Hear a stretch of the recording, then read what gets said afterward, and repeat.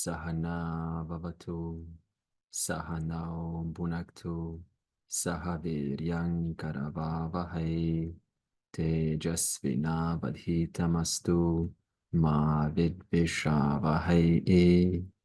Om Shanti, Shanti, Shanti. Revising chapter 4, verse 8.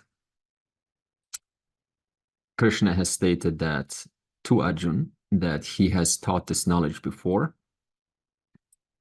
long before him, and this has confused Arjuna, prompting him to ask, how is this so? Because you were only born recently, Krishna. And so Arjuna was seeing Krishna as a body-mind, but Krishna was speaking as a messenger. He was speaking as the one who recognizes this truth. And this is not the first time that someone who is born and intuitively recognizes the truth of himself or herself, the truth of Ishvara. It's not the first time it's happened. And Krishna is just one of the many who intuitively understands what is his truth. And so Arjuna was, in this sense, reassured what Krishna meant when he said, I have taught this many generations before me. What do you mean, I, Krishna? I am speaking as a body-mind, but I'm only a messenger. There are many like me who know intuitively. This is, again, not something to be taken as a mystical thing. It is really just bring it down to earth. You have kids who are intuitively good at playing piano, intuitively natural at mathematics. They intuitively understand it. You just have to present them. They may reject art, but they will just pick up mathematics. And the other kids, they will reject mathematics, but they will naturally pick up art. So you still have to present options to this child. And then by their nature, they will just feel innocently kind of pulled towards one or the other. And according to Vedanta, this is not an accidental pull. You don't innocently feel pulled towards things because it's just a random attribute of yours. It is a connected attribute to something many, many more lifetimes before that you have developed as a jiva in this world. And so when you get a new body in this life, then when you're presented certain things, you just say, this, I want this, I listen to this. This is why you can have two people listening to this truth. And one of them is just totally uninterested. And the other just listens, just listens. And you say to yourself, why is this? Where does this come from? It cannot be a random assignment that just one is sort of just turned off, wants to play, the other's just something in it, in the words. It just, you recognize it. You cannot put your finger on it, but it just hooks you in. And so this is not accidental. It is because you come over with certain impressions.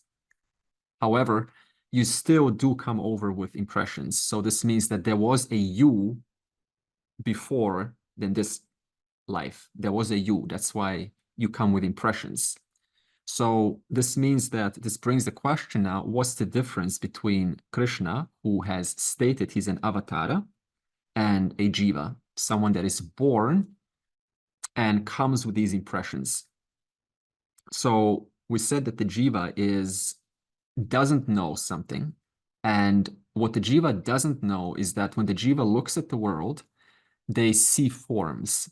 Okay, so the forms are the real thing. Forms become the thing in life. And so it's really just a life of talking about forms, onto which we then superimpose our own names onto, so we can distinguish it from other forms.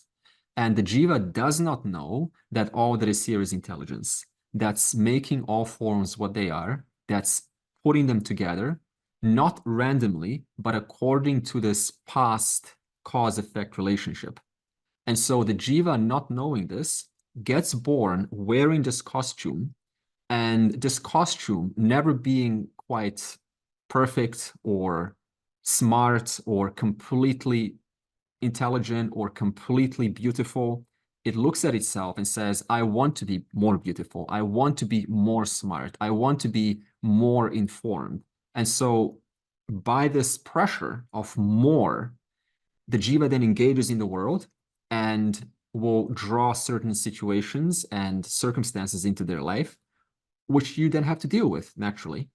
And as you deal with more and more of them, life becomes more and more complex for you because you get more and more entangled. If you have 5 friends, you get 5 phone calls. If you have 1 friend, you only get 1 phone call. Now, when you get 5 phone calls, even though on the surface it looks like, oh, I've got many friends, but the other side to it is that you've got 5 times more distractions so that it makes it kind of this, right? There's always a plus and a minus to all sides, whichever way you take it.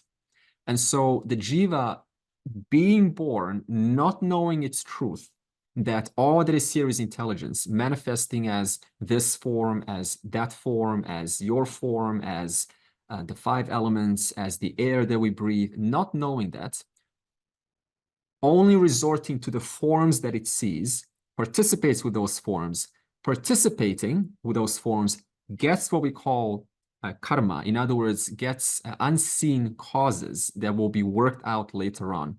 It gets unseen fruit that you have to go through in life later on in the future. We call this adrishtapala. So you will get this adrishtapala, and then 1 year from now, the unseen cause manifests in your life as a very random, so we call it a random event, but it's not random at all, because most people are so caught up with those 5 friends that you simply cannot keep track of it all. This is why we have the principle of simplicity, living simply, so that you can keep track.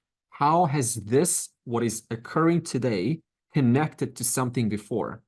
If we have too many things going on, there's no way to make a connection. So the person constantly remains in this impulsive mode, solving situations, never really getting time to think, why is this reoccurring in my life so often? Not even a simple question like that occurs. Thus, one gets entangled in this process. And so, despite all of this entanglement and not knowing one's truth, and thereby focusing on forms and making forms the reality, the thing to be pursued in life, at the same time, that very jiva is given the potential to know its truth completely.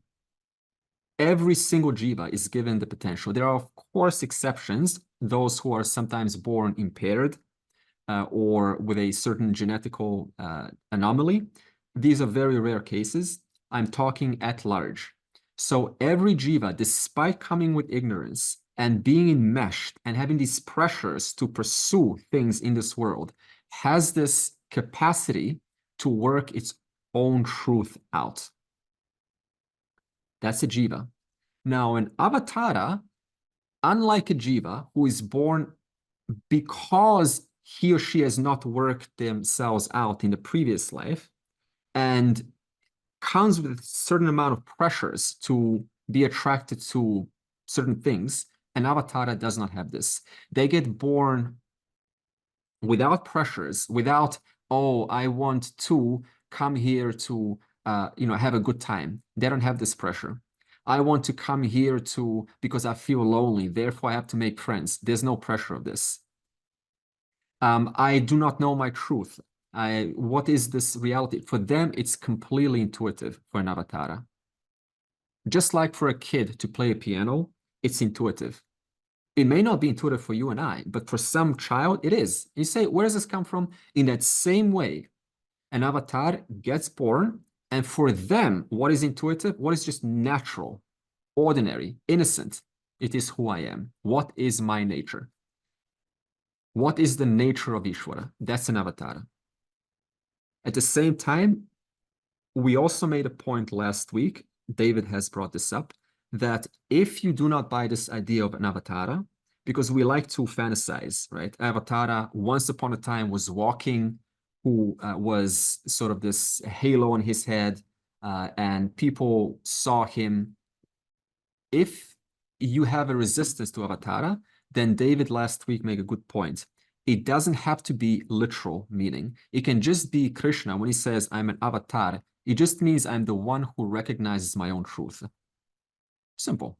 So in other words, a Jivan Mukta is an avatar. You can also look at it like that. But according to the scriptures, they do kind of put this, right, this difference. And so we say, let's stick with the scriptures. End of the day, it doesn't really matter. What matters is the deeper meaning behind the message. For example, when we think of Santa Claus, who is flying with a reindeer, tell me this, how many have ever gone beyond just that imagery? How many have actually how many have actually thought, what is the deeper philosophical meaning of this? Except just the image of a reindeer and the Mahabharata war and the spinning disc and Gandhari literally blinding herself with a cloth, which nobody does, and Arjun literally going to heaven, getting weapons from Indra, and then the weapons have to now go from the heavenly realm. That matter has to somehow converge into this physical atoms in this world, right? So what, weapons fall from the sky. How many go further than the literal meanings that we are told? Very few. So now if you look at Santa Claus, for example, what is Santa Claus? He is always joyful, isn't he? He's also fat, which represents fullness. Are you afraid of Santa Claus? Forget about those movies which always turn everything into a, poltergeist. Are you afraid of Santa Claus? No, he's very friendly. So he's like your friend. Now, what does he do? He delivers gifts anonymously. What does it mean to deliver gifts anonymously? It is the true mark of altruism, of giving. That means he's not saying, hey, I'm giving you this gift. He's so filled, so happy, so joyful that out of his fullness, he gives gifts anonymously. But to whom? To everyone? Not to everyone. To those whose causes have made them deserve such gifts. He doesn't go to a criminal's house and gives him a whole bunch of guns, because that is not how the order works. So he gives those gifts to those who, out of their own efforts, have made a life that works for you. You have stuck with the harmony of the world. You have stuck with what needs to be done. Therefore, this big, full, omniscient, happy Santa Claus who knows to whom to give gifts to, he delivers those gifts to you. So now this is a deeper meaning behind this symbology. So like this, in Avatara, you can look at it two ways. You can look at it literally or the deeper meaning. The deeper meaning of an avatar is the one who recognizes his truth, and therefore he doesn't have pressures now to go and please me. He simply gives because he recognizes I am already full. And that's what Krishna has been doing throughout the entire Mahabharata. He's been giving and giving and giving. People have been going up to him and he just gives and offers his time. He doesn't say, this is my time, I want to do my things. He doesn't have this complication. At the same time, how many has Krishna helped in the Mahabharata war? Has he succeeded in helping everyone? Like truly helping them, except offering some advice, some general, right, advice that you can really hear from your friends also. How many have truly listened to him? Very few. He failed to convince Duryodhan. He failed to convince Karna, who's not really that, he's not like Duryodhan, but he still failed to help so many. So this shows you that even if you have the best teacher, who's the best teacher? The Lord himself, who makes no mistakes. He's the best Vedantic teacher possible. The best classroom, the best possible environment, the best kind of friendship with the teacher. It doesn't guarantee moksha. So this means that there are so many variables in between that are still required for the jiva to work out so that they can come to this truth and fully ascertain it. Now, when I say that statement, it doesn't mean that a jiva is doomed. It just means that the jiva still needs to apply their own work. It's not just a matter of give me the teaching, give me the teacher, and this should automatically make sense. It is really 90%, even more, 95%, we could say, the Jiva's work. It really is your work. So essentially, moksha is your own reward, a reward of your own doing, a reward of your own seriousness, a reward of that initial painful step to kind of pull away a little bit from this temptation of having to always go out and always watch TV and always get entertainment. It is painful initially. And so slowly, slowly through the course of time, as you look at the implications of this knowledge, the implications of what it means to gain the infinity itself, rather than to gain small, petty things within the infinite, but to gain infinity itself as infinity. When you start to recognize those implications, it becomes more and more worthwhile. So the question is this, look at this. Do you want to go on searching for an infinite amount of time, small things, but they're easy to gain, or spend a lot more effort? Okay, it may not be as pleasant as those small things, a lot more effort. It may not even be as fun, a lot more effort watching everyone else gain those small things and enjoy themselves, but you're gaining the infinite. Which one makes more sense? But remember, the latter is not easy. It's the hardest of all. It is what 99.9 are just not ready for. But it's possible because, as we will see, as long as you're given this human mind, it's possible. It's made, your mind is made to figure this out. Okay. Now, we also said, why does an avatar come? Because there are always a minority who self-reflect, who look at what is the bigger purpose of life. There will always be the minority of such living at all ages of life.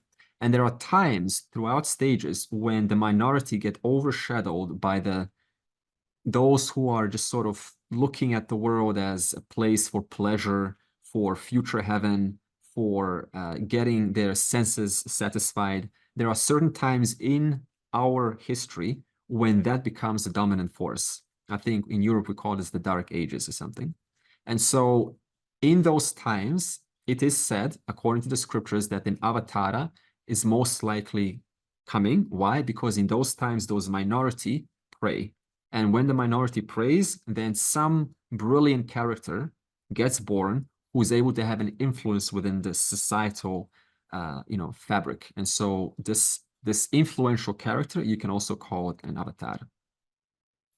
And so according to the book, A Man's Search for Meaning by Viktor Frankl, he was in the Nazi concentration camps, and he was a psychiatrist. So he was very good at observing human behavior. And so he, in those Nazi concentration camps, was able to observe the kind of attitude that those captured people would have in respect to. So it would really be there in real life to observe. And so he wrote a book about it. And he said that, according to his observation, there will always be times when there are the few minorities, whether in the Nazi concentration camps or anywhere it is, or even in the regime at that time that ruled Germany, there will always be a few minority who are absolutely essential for the balance of the society, but they will always be in the minority. And so he was one of those who survived the inhumane torture that took place there, and he was able to report why he survived. And somebody asked him, so how come is it that you don't have anger? You know, you've been surviving these terrible conditions. How come you don't hate?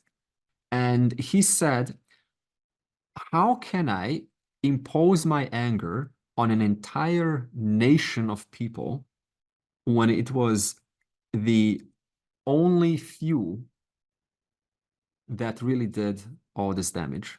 What good would it do for me as a person to live with anger, imposing anger onto the entire nation when it was the works of the very few distorted minds? What good would that do?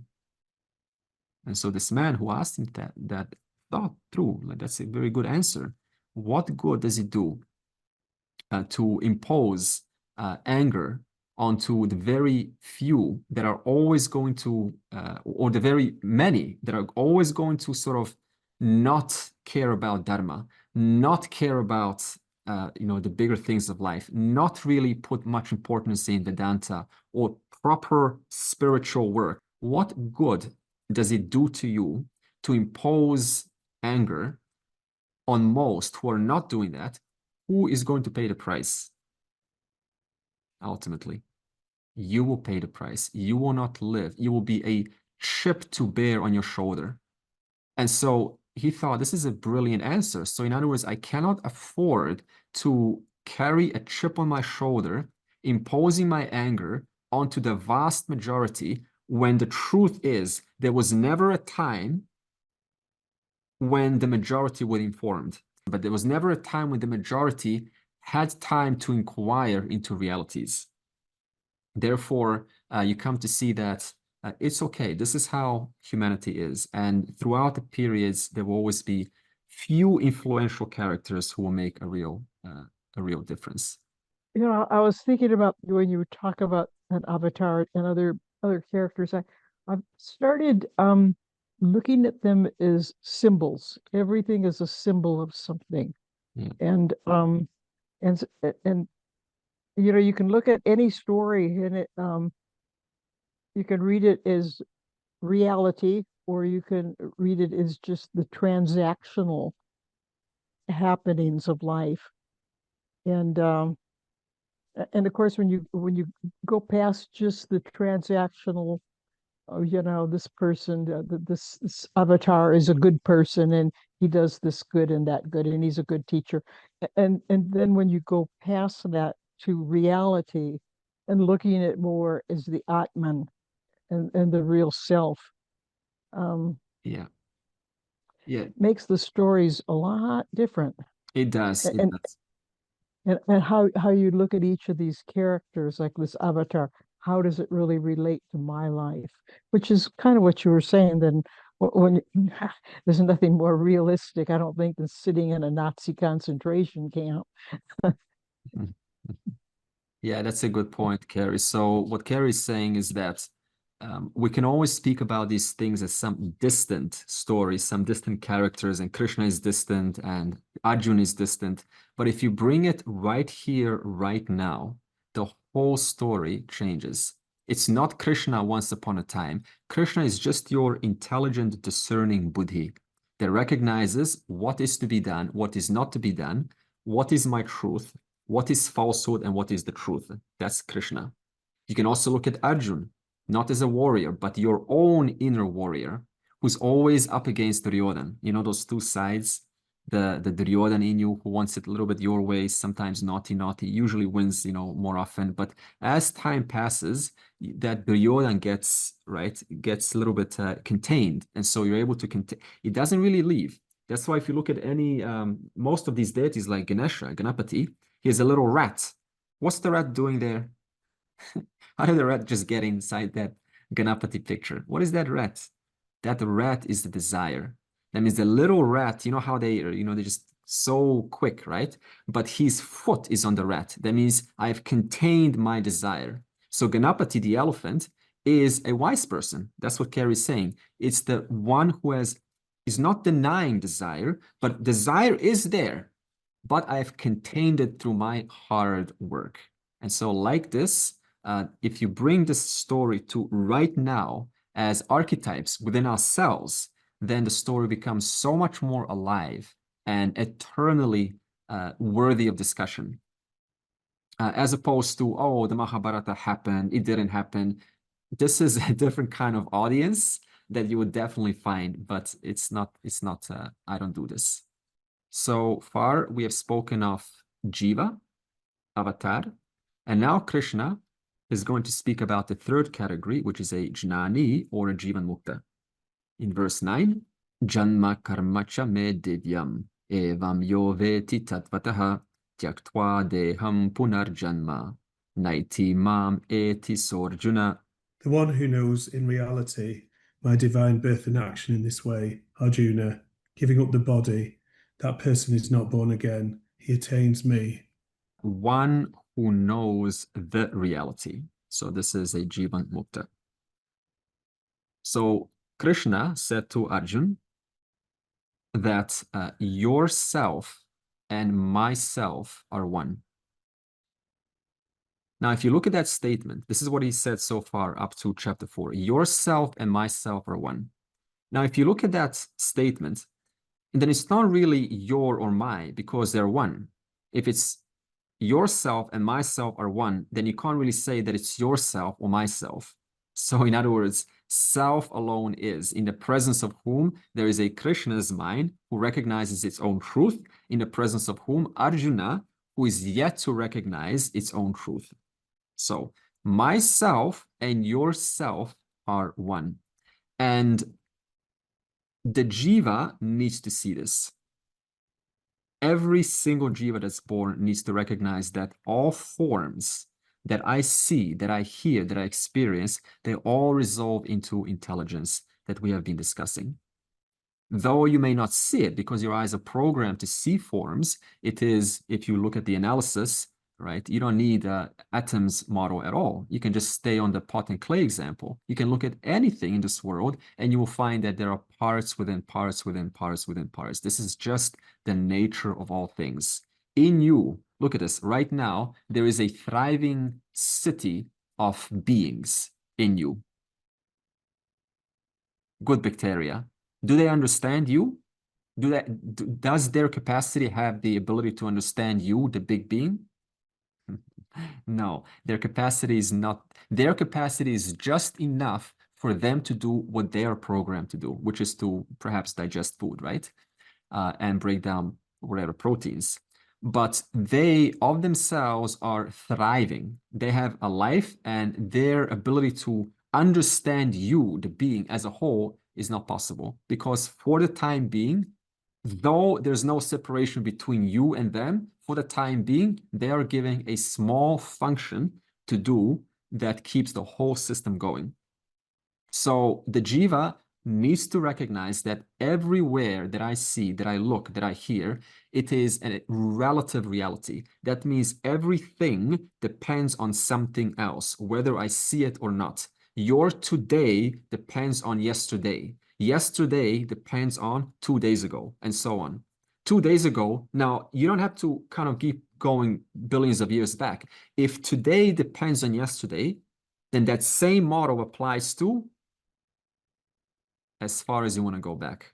So this means that the Jiva needs to see that both Jiva and Ishvara are one intelligence taking on different forms. It is one knowledge and power from whom the entire universe arises, which manifests as the whole and contains the potential for more to manifest.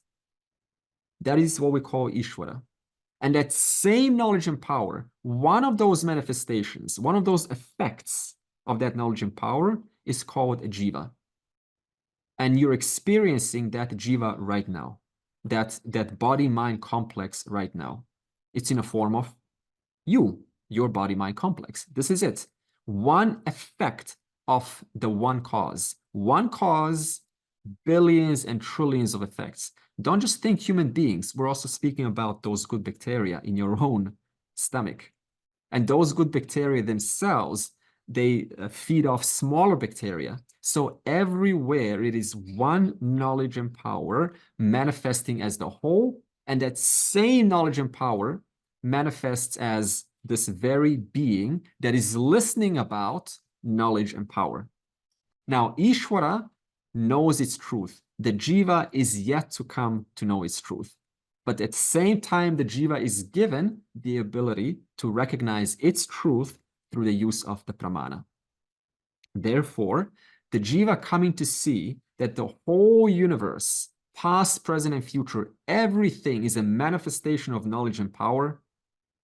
And that knowledge and power, whose truth is none other than the self-awareness, that is what we call a Jivan Mukta, who knows that unceasingly. Upon waking up, you know that. Okay, look at this. Important. we say that ignorance resides in the causal body. Okay. Now, for now, the causal body is not important. You can give it whatever name you want. Just resides somewhere. When ignorance goes,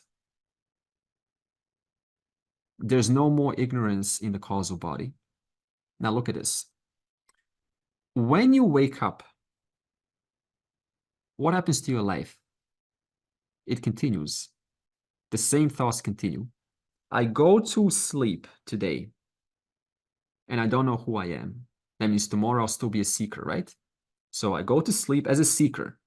And I'm going around the mountains. I'm going to these neo-Vedanta circles, these modern New Age Vedanta circles. This is me. I'm a seeker, okay? And I don't know who I am. The Buddhas are enlightened. The Ramana Maharishis, they're enlightened. I'm not enlightened. I want enlightenment. Okay. So I go to bed. And tomorrow, when I wake up, what happens then? I continue a seeker. So yesterday, the question was, who am I? I don't know who I am. How is it that I'm aware? I don't get it. I don't get it. It doesn't make sense. There's contradictions. I go to sleep. Tomorrow you wake up. Same narrative, right? I don't know who I am. Who am I? Who am I? I want to know who I am. From where have you woken up? According to Vedanta, we say it is your causal body. So this means you woke up from your causal body, from that that continues your life, which continues your trajectory. And if you woke up with the same ignorance as yesterday, what does that mean? What's inside the causal body? Ignorance. Because you woke up as a seeker, just like yesterday. Now, for a Jnani, they get the truth. They figure it out. So they know their truth. They go to sleep. And the Jnani wakes up. Is Jnani a seeker? Does he go on a pilgrimage to figure out what she is? No. So from what does this mean? Think about it. What does this mean? There is no more ignorance in their causal body. Think about what this means. You go to sleep and you wake up. I don't know who I am. That means, that alone tells you, if you were to die right now, you would be woken up in a new body again. Because still, I don't know who I am. I'm still a seeker looking for things in this world. Whereas if you wake up today and you are certain about the truth, what does this mean? There is no more ignorance in your causal body, which means that if you were to die, your body were to die right now, there will be no rebirth for you. It's simple as that. So that which makes the Jiva say, I don't know who I am, that's called the causal body. So we say that Jivan Mukta is the one who no longer has ignorance, where, whatever you want to call that place, we call it the Karana Sharira in their causal body. Therefore, this is a Jivan Mukta who recognizes Ishvara no longer as some separate being, but as the very self-evident amness, ever true, ever present, ever available, equally in every single thought and the absence of thoughts. It's always there. And if you try to objectify it, you will fail miserably, because the objectification only happens in the presence of that very presence. So if someone that has realized themselves dies, why would they not come back if they still have unresolved karma? Just because you realize yourself, does that automatically free you from your karma? It does, because you will never deform. And so as long as you look at yourself as one form, and therefore, right, the one that has consequences to work out and sort things out, you're not that. You never were that. That's the thing.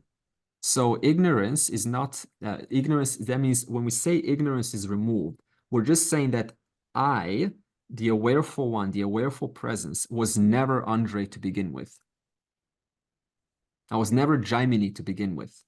That means I has nothing to do with Jaimini or Andre. It is the universal Brahman, one consciousness. And that is who you are. Now, consciousness is not a doer. That means they have nothing, there are no unresolved stuff. Because awareness cannot do. Awareness is just awareness. So if awareness cannot do anything, then awareness has no punya papam, has no past causes. So now what is it that gives birth to the new person? It is past causes.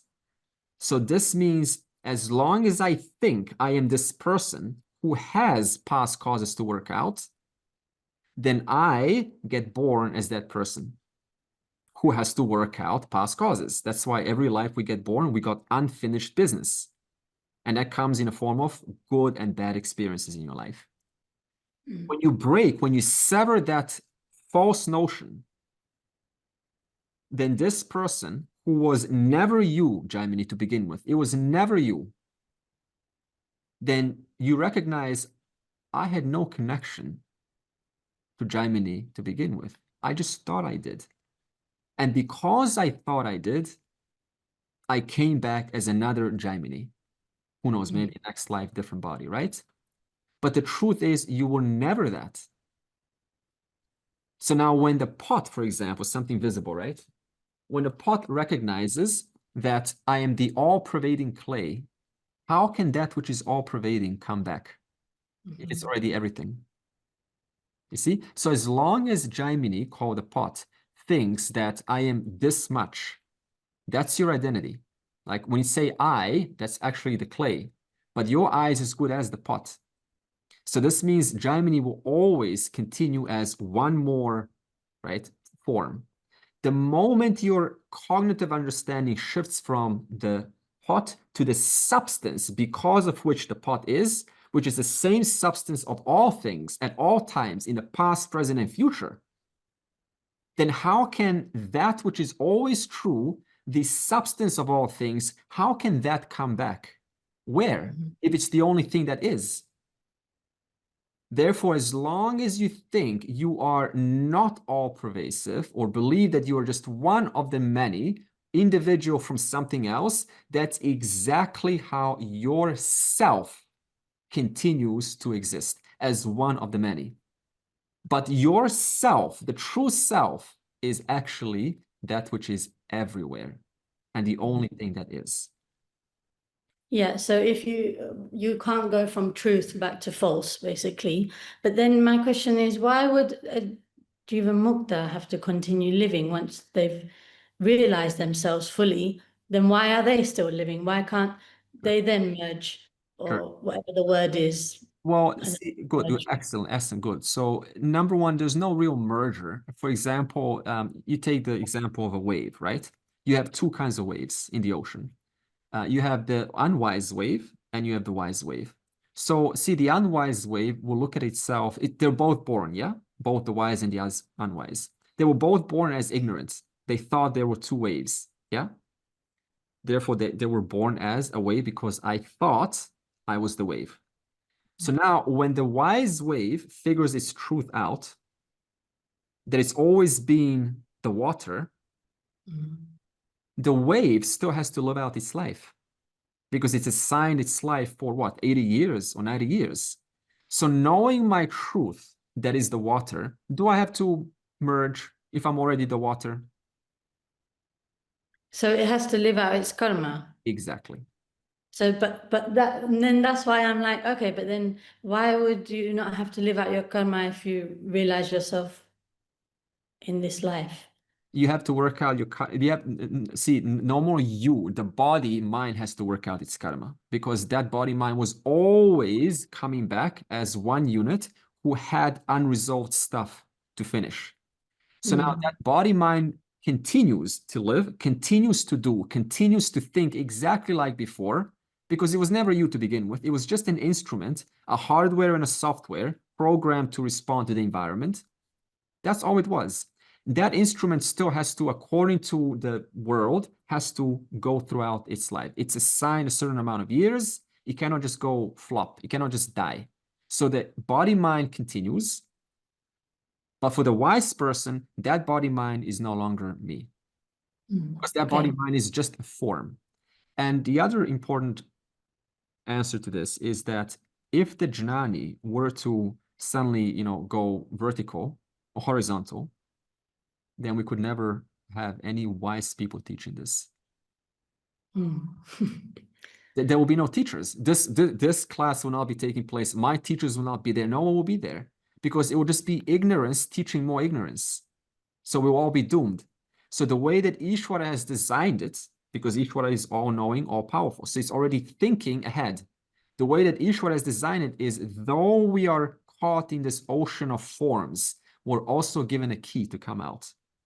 And the key to come out is that there are always wise, liberated beings who get it, who just understand it. And those beings are either householders or they're teaching. That's how it's always been. And those who are teaching are just mere instruments of this very intelligence, just like Krishna, to help others also change their identity from the pot to that which is through and through all pots. Therefore, we need Jnanis to help us come out of this, this ignorance. So, Andre, so a Jivan Mukta, once he has realized, after that, because of Prarabdha, he continues. But there is no more, I've heard this called Karma Bandhan is not there. There is no bondage to the karma that is being done. There is no doer. It's happening. Whatever needs to be done, that happens, but there's no ownership to that karma, right? That's the reason he doesn't probably, what do you call, accumulate any fresh new karmas for which again he has to take another, but that's not there from that point onwards, isn't it? That's true. A good metaphor for that is, suppose, very simple example, electricity. You were electricity all along. And so is electricity really doing anything when it enters the fan or the heater? No. The appliance is programmed to act according to its nature. If you are a fan, you will blow people. If you're a heater, you will provide them warmth. So when electricity flows, just in the presence of electricity, the appliance does what it's meant to be doing according to its nature. So all of us are like appliances, and we think I am this appliance. That's the issue. And so now that you've blown away 50 people, you've blown them away, and you go, oh God, I did that. Oh no, right? And so now you have to kind of live out and pay back the, get your consequences there. But you were never the fan in the first place. You were the all-pervasive electricity in whose presence every appliance is simply powered up. This appliance has no life of its own. Just when it's infused with intelligence, infused with consciousness, it's like alive and so dynamic, right?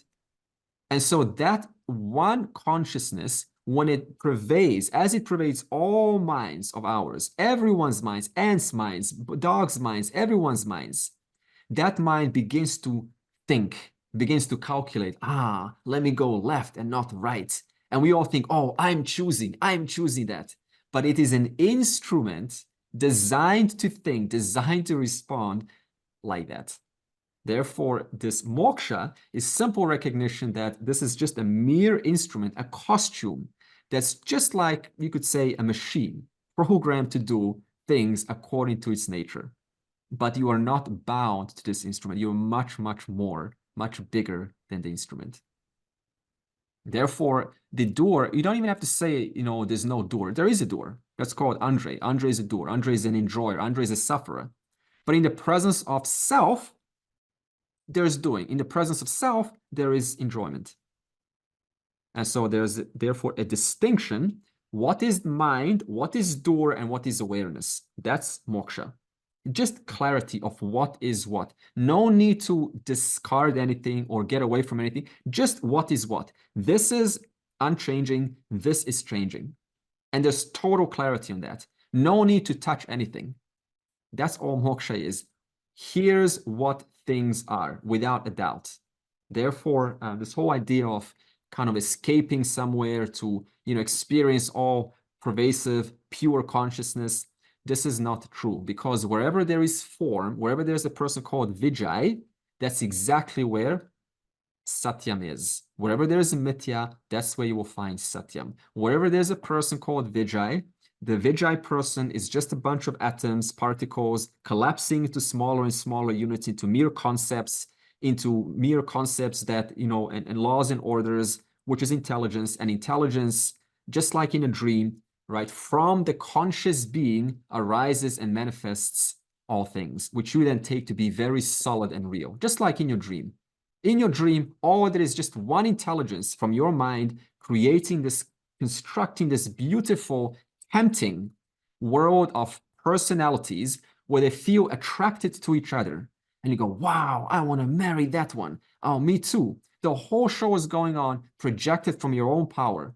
Infused, every character infused by your presence, which is the conscious being, one conscious presence. Therefore, this is how it is also. Now, of course, when you wake up from the dream and you go, oh man, that was just a nightmare. I woke up from a dream. I'm so glad that I'm now cozy and safe in my bed.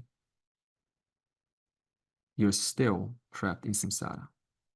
So now Vedanta has to get you out of this dream and says, it's just like that dream where you thought it's all gone and finished and it's, oh God, I'm so glad that's no more. Now I'm safe and I'm so warm. Let me call up my friends and consult my family.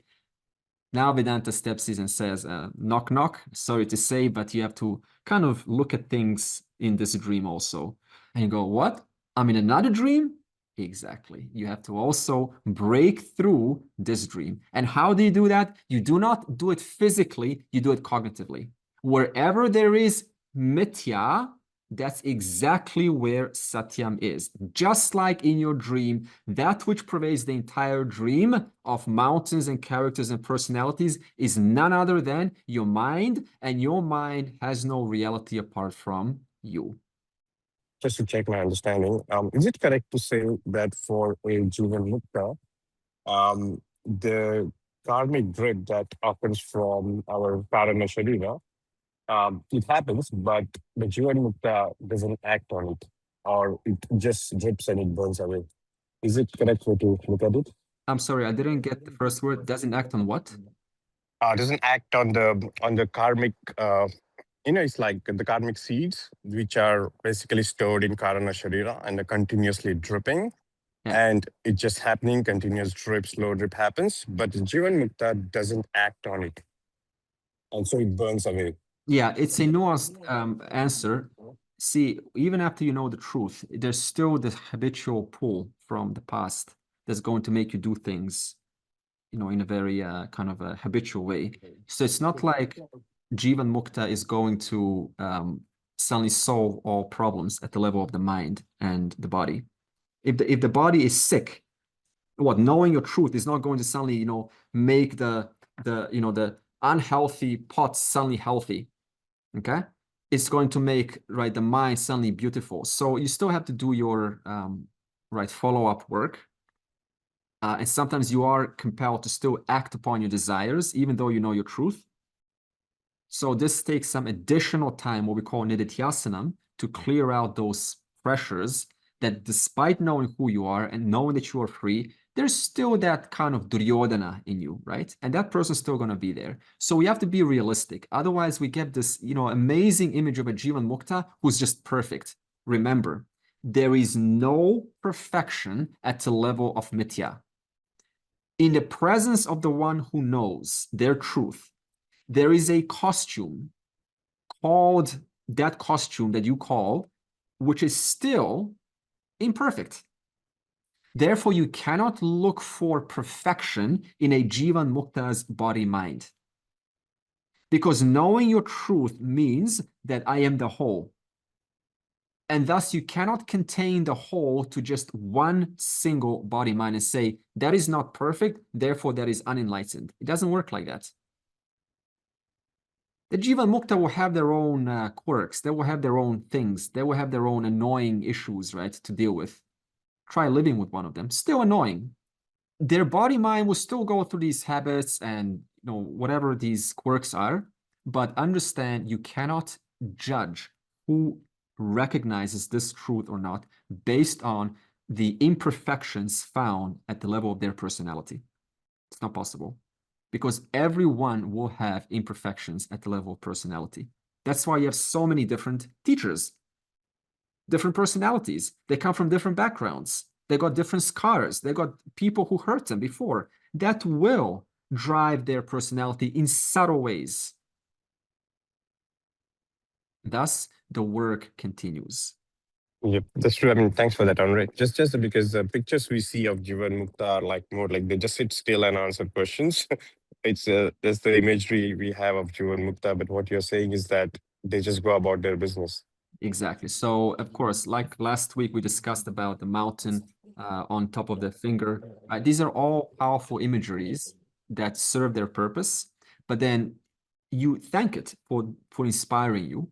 But then when you come to the real thing, when you come to the teacher, they just bring the whole thing down to earth, because this is the parampara. When you come to the parampara, then you really are in touch with reality. You're no longer in touch with imagination, which serve the purpose. You're in touch with the reality. And so things become so much smoother now. Such as the wave who recognizes its truth as the water. Its responses to the Advaita world, to the world of duality, it's no longer an insult. There's no contradictions, because it's just many, many, many things that seemingly seem contradictory. One's a beautiful wave, one's an ugly wave. What's the contradiction? It's only a contradiction at the level of the form. At the level of the substance, there is no contradiction. Now, how does this manifest in your life? If you're that wave that recognizes all that is here is one, you're relaxed. You're so much more relaxed. Forms no longer bother you so much. They're just forms that are endlessly changing and will never stop. An ocean is no longer your big daddy. Before it was a big daddy, right? A wave, I'm a small victim. There's a big daddy who I need to worship, who's away from me. You no longer have this complication. Think about how much this makes things easier. Not only, look at this, Advaita is awesome. Not only do you preserve what you had a relationship with, which is the Lord himself, but you recognize this very Lord was never away from me. Isn't that great? As opposed to going, oh, this very Lord that I'm, worshiping is away from me. I don't know who he is. He's the big punisher. It's not like this. So you get double benefits. And plus the forms no longer bother you so much, because the forms are forms, but intelligence is underlining them all.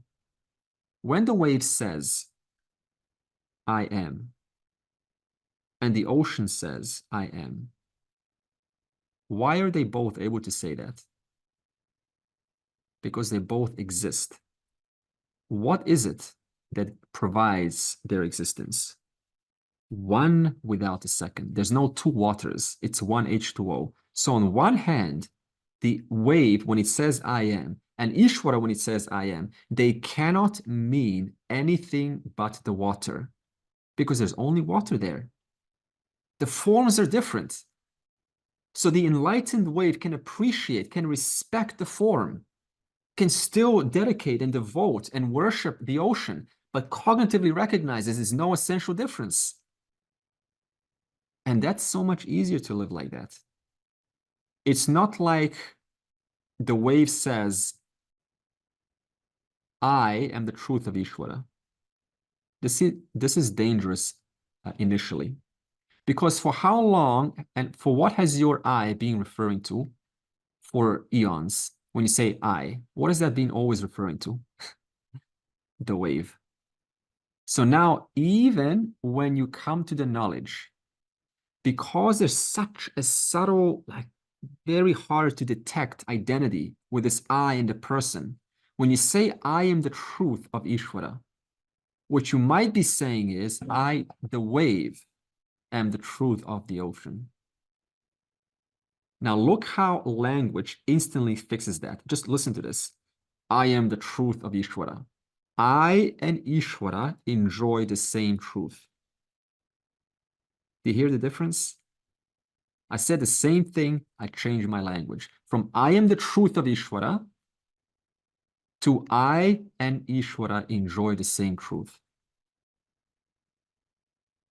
Thereby, look at your language. It makes a huge difference how and what you enjoy, how you experience this world. And so sometimes people will say, then why should I pray to Ishvara?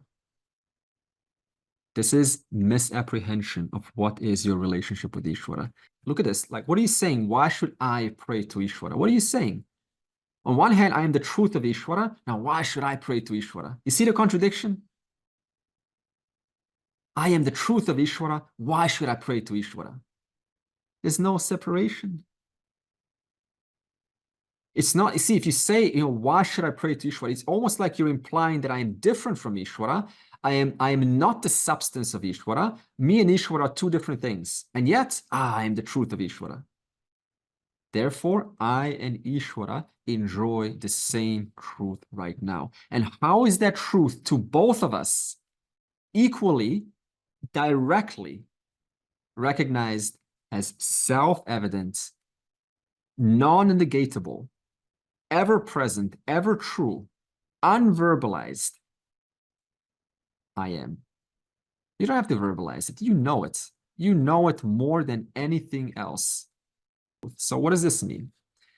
It means that Krishna doesn't want you to remain eternally a small being who is worshiping the Lord. Now, of course, depends on what's cool and who you listen to. Some will say, Krishna wants you to be a small being and he is the boss. So it depends on what kind of mind is saying this. But Krishna, in Advaita Vedanta, we say, doesn't want you to be an eternally small being because your truth is his truth also. And so this becomes extremely liberating, without which, if you don't have this perspective, then, big things become small, small things become big. For example, I am the truth of Ishvara. What happened now? I became super big. Before I was super small, and now I'm super big, and Ishvara is now super small. What is Advaita? Seeing things as they are. There's no essential difference between the self as an individual and the self as Ishvara. It's just one intelligence manifesting as the whole, manifesting as one of those individuals. But their truth is essentially the same. And therefore, your devotion starts to change. And what do I mean by this? When we were kids, we used to play with toys, right? With whatever toys were. What does a kid do every once in a while when they get lost in their toys? They look towards their mommy, towards my goddess or my god, because I lost myself in the world of toys. And then the kid, every once in a while, looks at mommy's still there, I'm safe, everything's okay, gets back into the world of samsara. Again, world of samsara becomes too anxious, too much anxiety, too much pressure. Again, I need to look at my god or my goddess. She's still there, he's still there. Now, in adulthood, this continues for adults, except now no longer you look at your mom, your daddy, you look at your spouse. You look at something, your project that you're doing, some big position that you have at work. Oh, I'm lost. Let me remember. Oh, yes, I'm important. Okay, good. Again, I play. Eventually, that even changes or advances, and you no longer even look at your spouse for reassurance. You now start to look at the Lord. I'm doing my things. Things get too much. I go, the Lord is still there. Okay, he's still there. He's still with me. Again, I go into the world. Even that comes to an end. Now you no longer even look at the Lord as something that's away from you. You look at the very awareness. Recognize the very awareness that's in and through all your thoughts. That is the Lord. Now I no longer look at Ishvara as something that's away. Ishvara is my very awareness that's ever true, ever present, ever available. That is the highest form of devotion. So the highest form of devotion is so different than the devotion that you see in common Hinduism or Christianity. Isn't it true? How do we often look at devotion? big things, right? Exuberant, big things out there, right? You know, celebration, big holidays, huh? A lot of colors, right? Darshana and puja and prayer. This is how devotion is understood, and it serves its purpose. But eventually, your devotion becomes the most silent form of devotion, and yet the most sophisticated. And what is that kind of devotion? You recognize Ishvara as my very awareness. So therefore, it's a progress. And the best thing that one can do is be true to their progress. There's nothing more destructive than pretending, than hearing this and going, oh, you know what? Now I'm going to stop going to temple. I'm going to stop doing my chanting because the teacher said the highest form of devotion is, you know, recognizing one's awareness. I want you to be brutally honest. Where are you in your journey? That's where you need to be. Always keeping the bigger picture a little bit ahead, knowing where it's all leading to, but being brutally honest. Where am I genuinely right now? And never pretending to be one step ahead, even though inside your own conscience says you're not there yet. You're not there yet. Therefore, if one really wants to accelerate their journey, it's very simple. Be brutally honest. Where am I right now in my journey? Though I know what's the highest form of devotion, recognition of the self as the very Ishvara, where am I now? I still have a need to devote to Ishvara as if it's an away thing. That's exactly where you need to be, but never losing sight of where it's all going. That is how to go about this journey, rather than pretending and trying to be like someone who's taken the hard work and is a few steps ahead. Are you there yet? If no, don't try to, be past yourself where you are. The second statement in the verse, Saha mam eti, that person who we just talked about, thus is not born again. In other words, he attains me alone. In other words, what happened? All this time, my all-pervading nature was notionally placed in a non-all-pervading being called the Jiva. All this time, you were the all-pervading self. And notionally, you place this idea that you are this non-all-pervading one little person, but you were free all along. I'll give you a metaphor.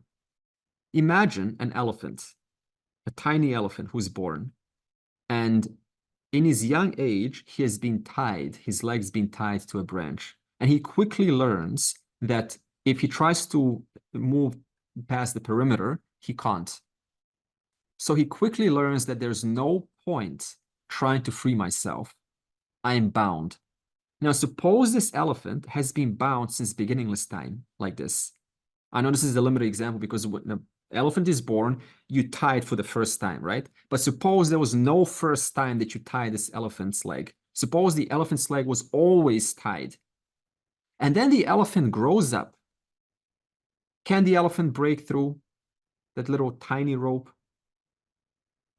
He can. It's a tiny rope. He couldn't do it as a youngster. Now he can just walk away, won't even feel the pull of that string. But because since beginningless time, the elephant thought, I am tied, I am not free. Even though the elephant was free, the rope is nothing, it's as good as non-existent. Even though he could have just walked, moved forward, the elephant genuinely, notionally thought, I am tied. And then the guru elephant comes along and says, dear elephant, I know you think you are tied, but I promise you, you are not tied. You have been free all along. That tiny rope is non-existent in your capacity. And the elephant's like, oh, how is this possible? I don't understand. Help me. Give me a pramana. Convince me. Help me to gain the courage, the wisdom, that remove my self-limiting limitations. I need help, Guru. And so the Guru spends all this time giving so much knowledge to an elephant who can just any moment just walk away. But because the elephant has been tied for so long, ironically, it's not that easy. So the guru elephant just has to kind of chill out there, be patient, convincing dear elephant, I promise you, you were never tied to begin with. It's just a notion in your mind. And that's why we say you were always free. But I thought I was tied. And so the journey is about notionally removing this false idea that I am as good as this person. That's a notion. That's the whole journey. Therefore, this untying is called simply recognition that my truth is awareness. Everything else is incidental. The body mind is incidental. The rope is incidental. The rope, there was no rope to begin with. It was not there. It was just a notional idea. And then you continue living out your few days, few years more to work out, to enjoy the oneness, to enjoy the vision of oneness, but also to teach and to help others who desperately want to untie themselves. And so this is the journey of Jivan Mukta. And I want to change the topic a little bit and help compare, I think this is fascinating, science with Vedanta. And I just want to show you that Vedanta very much is backed by scientific principles. It's not just some random talk. And I want to show you how ahead Vedanta already was, despite our advancements in science. So science speaks about what's called the principle of infinity. And I say, what is infinity? Well, imagine numbers going forward infinite, like random amount of numbers going forward infinite. That means no matter what string you search in that number, you would always find it. One. So now suppose this goes on, infinite like that. Infinite. Random digits, infinite forwards and backwards. So now suppose you want to search for 679. Are you going to find it? Yes, you will. Because it is a possibility in infinite amount of numbers. Suppose you search for 792. Are you going to find that? Yes, you will. Suppose we search for 18. Are we going to find that? Yes, we will. So this is the principle of infinity. This means if those numbers were to go forwards and backwards, infinite combinations, then no matter what combination you search, however long it is, are you going to find it? Interesting, isn't it? That's called infinity. So this means that every single possibility of numbers is already there. There is nothing that you cannot ever search that is not already there. That's the concept of infinity in science. Now, in Vedanta, we have the exact same concept, and that is called the concept of Ishvara being infinite possibilities. Now, what does infinite possibilities mean? Just like that. No matter what you can think of, imagine, the possibility of that is already there. It's just not accessed yet because there was no searcher for those numbers, for those possibilities. Then we have science stating that not everything is as it seems. So this is equivalent to Vedanta's Mithya teaching. So science would say, if you look at your wall right now, then that wall, though it seems solid, at the quantum level, it's really just space. But our eyes are programmed to see a wall. So in other words, it wants to show that all forms, though we look at them as solid particles, they're actually just mostly space. And you had to experience hardness. In Vedanta, we have the same principle. We say that all things, though distinct, at their essential level, at the smallest level, there's no distinction whatsoever. Like the wall and your hand. They're both just carbon, nitrogen, atoms. There's no distinction. But you see a wall inert and you see a hand totally different. But at the smallest level, There's no difference. And then science says that everything arises from singularity. And it's not a specific object. There's no singularity object. Just that's what they say. Arises from singularity, time, space, and everything else. This is called their Big Bang model. Vedanta has the same thing.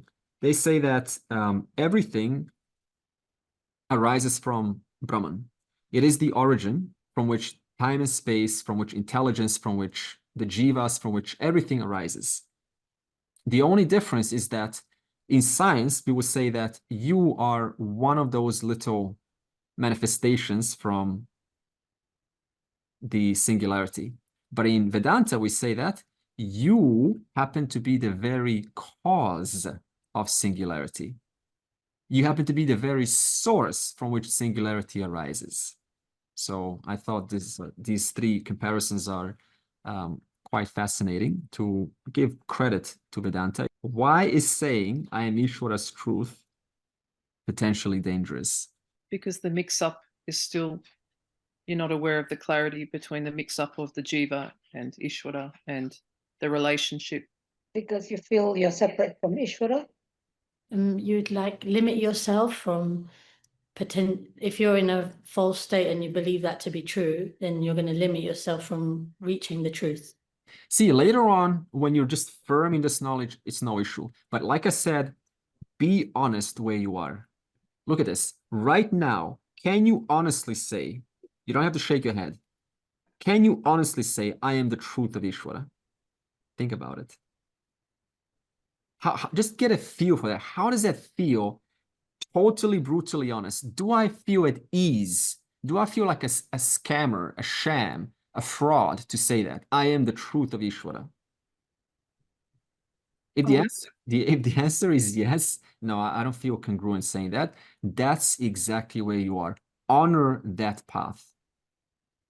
You see this? We're being brutally honest. There's no need to pretend.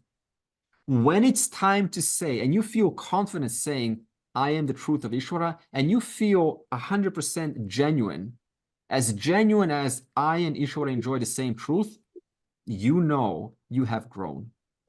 Be where you are. That is your path. That's why we say spirituality is actually, true spirituality is brutal honesty. No more pretending, no more big egos, no more big, I'm someone who's got this. None of this. Just drop this. Nobody benefits from this. Andre, instead of saying I am the truth of Ishvara, would it be more sort of reality based that I am not separate from Ishvara?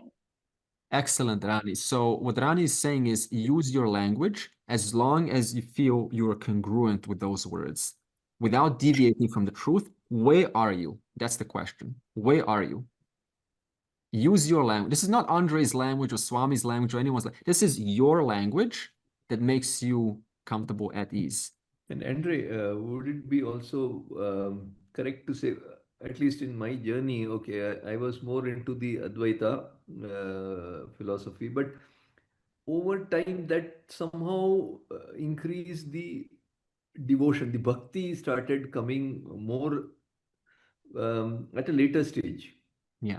I don't know whether it's automatic happening or is it a general trend. I don't, but I could feel that the bhakti became very different from what it was earlier.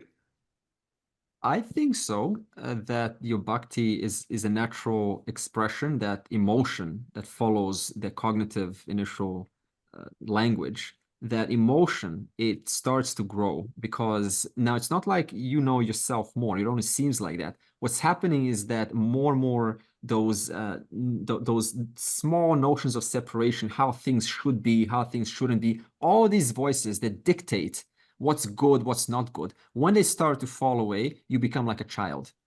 That innocent joy of just being, of just recognizing it's not just forms anymore. There's so much more here. And that is the constant 24/7 devotion. What more can you want than that? No matter where you go, Ishvara is right here, right now.